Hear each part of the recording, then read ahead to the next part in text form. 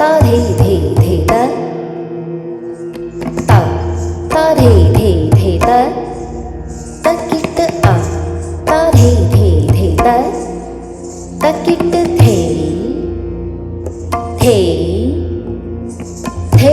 the, the, ta ta the, ta kit the, ta ta the,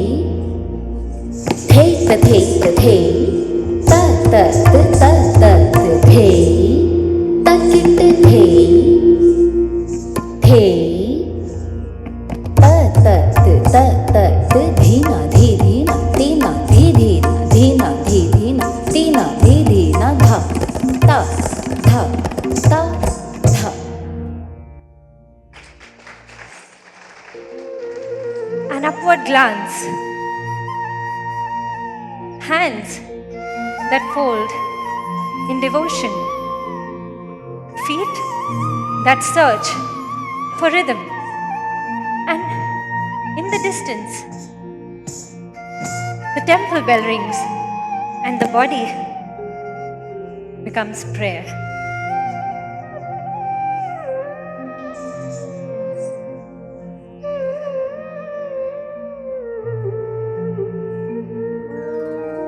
And then the spine lengthens, the wrists soften, grace enters, adornment enters, and a Mughal mehfil appears.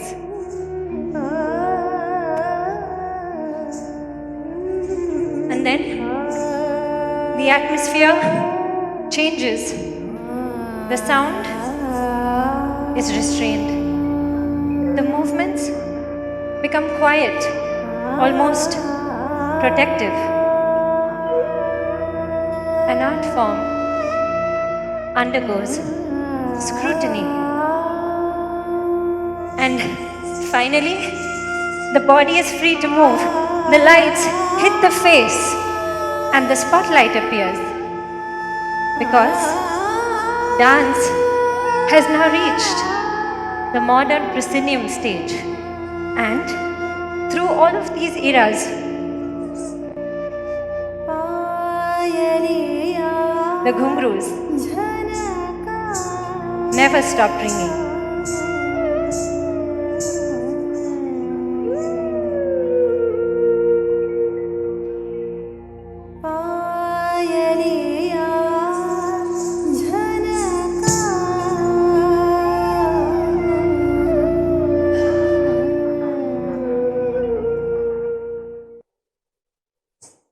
Hello everyone and good evening.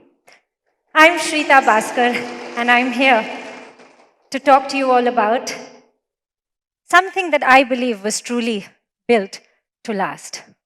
I'm a Kathak dancer and the founder of the Rana Academy of Kathak, so this very topic is very, very special to me. If most of you will probably know, or if you ask anyone what Kathak is, they'll probably say the dance form with all the spins, which is mildly offensive given its 2,000-year history, but not completely incorrect. Yes, we do spin. We spin a lot. Sometimes we spin emotionally, but most times we spin professionally. And I'm here to talk to you all about Kathak because what fascinates me is how did an art form survive everything that history threw at it. Empires collapsed, dynasties vanished, some languages even disappeared. And yet, someone decided to keep dancing. Kathak began in the temples, and Kathak comes from the Sanskrit word katha, which means story. And Kathakars were the original storytellers. Now imagine this, no Instagram reels, no stage lights, no smoke machines for dramatic effect, just a temple courtyard and an audience sitting on the floor, and a storyteller using their body to bring alive different Indian epics. So the eyes, they became Krishna, and the hands became Radha, and the eyebrows, they carried love, they carried longing, they carried separation. So, like I said, Kathak began in the temples during the Bhakti movement, and this is very important because Kathak was never created for entertainment. Kathak was created for connection, connection to the divine, connection to emotions, connection to humanity itself. And that is perhaps why it survived. Because quite often, when you create for trend, eventually it dies with the trend. But when you create from truth, it endures. And then history shifted, India had changed, there were now Mughal courts everywhere, and these same Kathak dancers entered a brand new, very different world. It was in the Mughal courts where Kathak absorbed refinement. So the costumes evolved, the music changed, the movements became a lot more intricate. And suddenly, devotion met sophistication. And the same dancers that performed in the temple courtyards now performed in the Mughal courts. And isn't that fascinating? Because it's amazing how the dance form just evolves. If I compare this to a river survives because it keeps flowing, not because it stands still. And then came colonialism, a very uncomfortable part of history. And that is because the British often looked at Indian classical art forms through Victorian morality.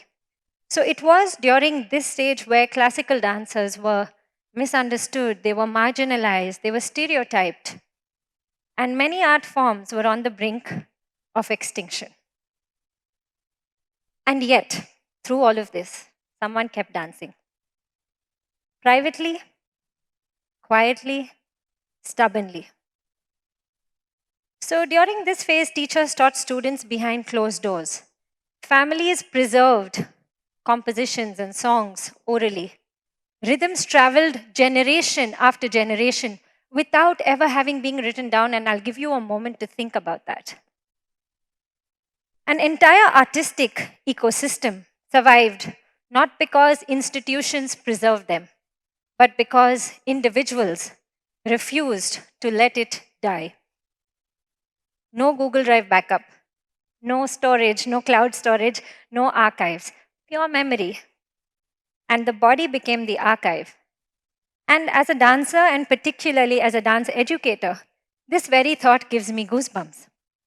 Because when my students learn compositions from me, they don't just learn steps, they don't just learn choreographies, they don't just learn movements, but they inherit survival. And today, Kathak stands on global platforms, just like this very TEDx stage.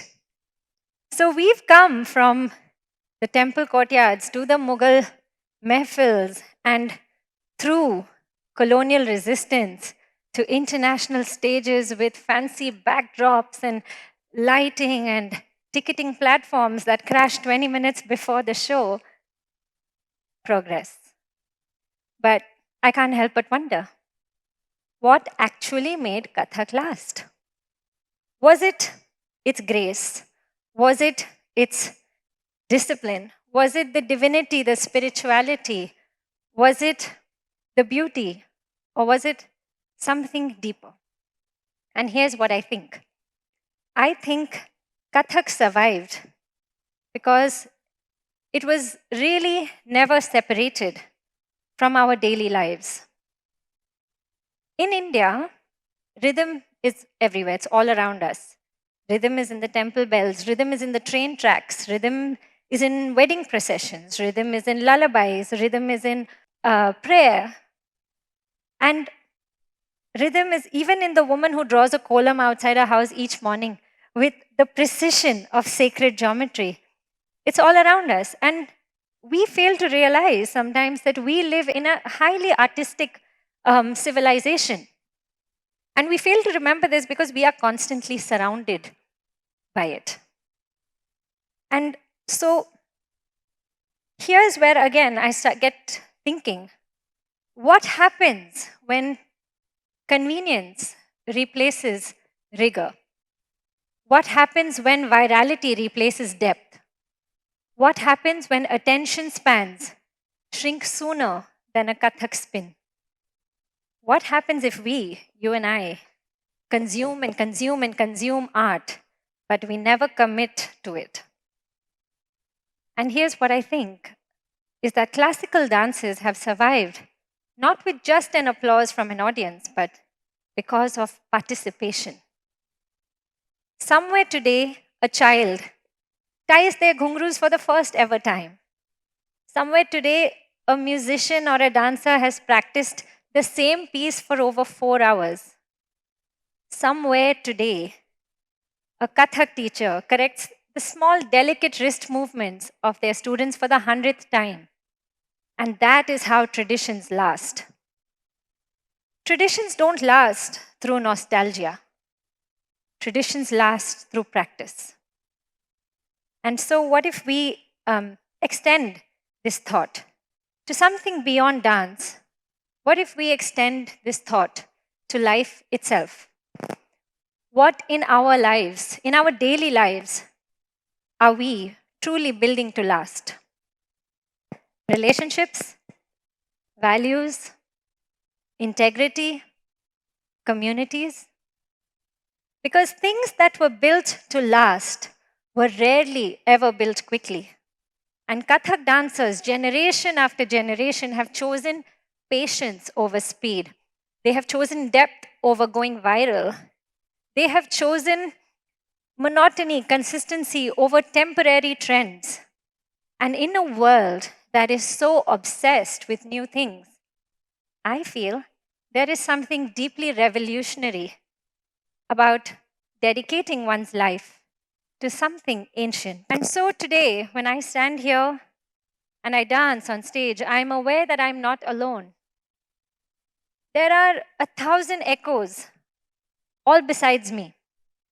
The temple courtyard storytellers, the Mughal court dancers, the teachers that taught in silence, the teachers that taught in secrecy, musicians, poets, gurus, Sishya, 1,000 invisible people, all standing right here next to me to remind me that an art form survives if someone decides it matters enough to carry forward.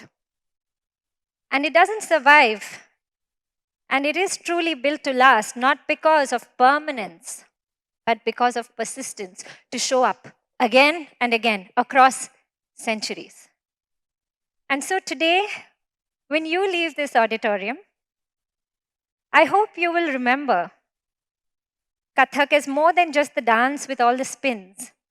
But I do hope you will remember that through our country's history, invasions, colonization, modernization, globalization, India kept dancing. Thank you.